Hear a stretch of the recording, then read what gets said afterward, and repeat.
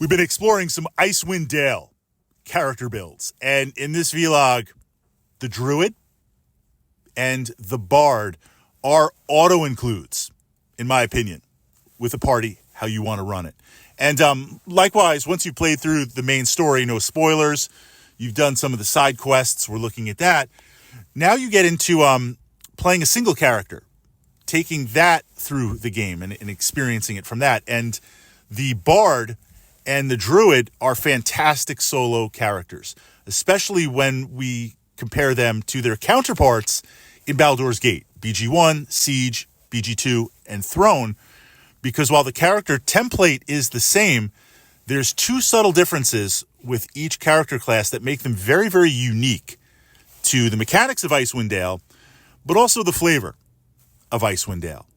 Now, the primary thing with the Bard, and we've explored Bard Tactica, I want to layer over on that. You have different Bard songs. Previously in BG, you were kind of stuck with the one Bard song, and you had to make kind of a choice, right? Belt out some magic spells, which are good, or utilize your Bard song to buff and boost the party. Look, it's AD&D, Advanced Dungeons & Dragons. I'm going to take as many plus somethings as I can.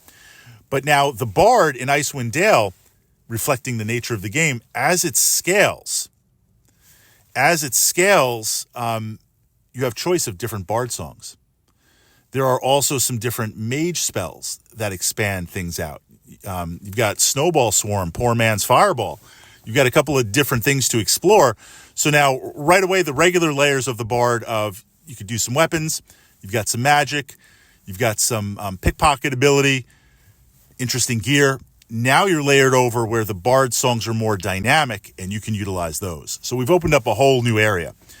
There are also custom dialogues. Now I'm not going to say where, no spoilers. There's custom dialogue for the Bard. And slight spoiler, but you discover this very early on to the game. This is a perfect example. There are unique custom magic items that only a Bard can use. So the game is kind of saying, hey, this is Icewind Dale. Someone's got to tell this story. We want to encourage you to play a Bard in the party.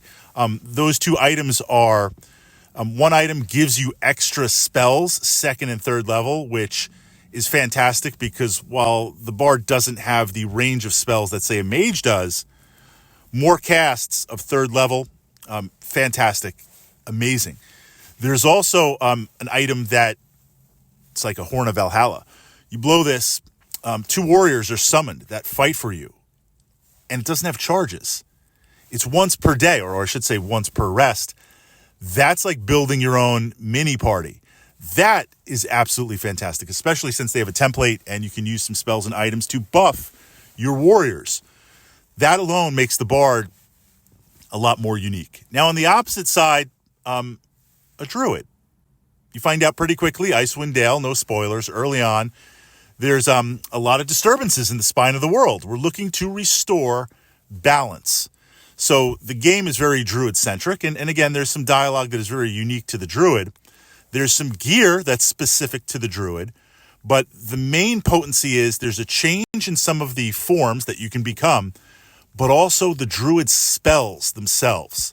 They have added and changed new Druid spells compared to BG, but at the same time kept the really good and really potent and powerful Druid spells. Insect Swarm, summoning woodland beings, those absolutely fantastic. But they've also replicated the Druid equivalent of some mage spells. You have one that can throw down spikes and thorns, essentially like a Poor Man's Fireball, where normally you would blast a fireball ahead of time, right? We've got the Fog of War. We're in there, throw a few fireballs, blow some stuff up, things come at you, you attack. Well, likewise, throwing up these thorns, being seen, monsters move towards you, they take damage. There's also a number of scalable levels, the equivalent of like mages and sorcerers. Level 1, you've got Magic Missile, you've got Orb.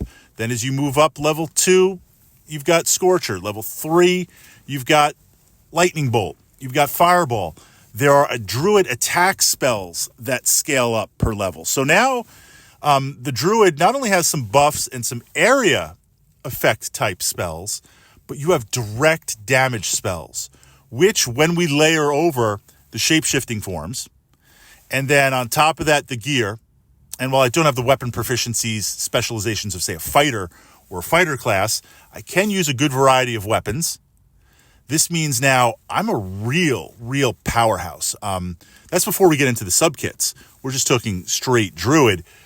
Wow, the Druid plays so differently, so much more focused. Those two characters, in my experience, are the biggest changes in Icewind Dale compared to BG. And they almost play like completely advanced Dungeons & Dragons character classes. You're going to want one or two in your party. And then, of course, again, as you've played through the system, you know the story, you know the quests, exploring it from the perspective of a solo run, those two characters really open up a lot.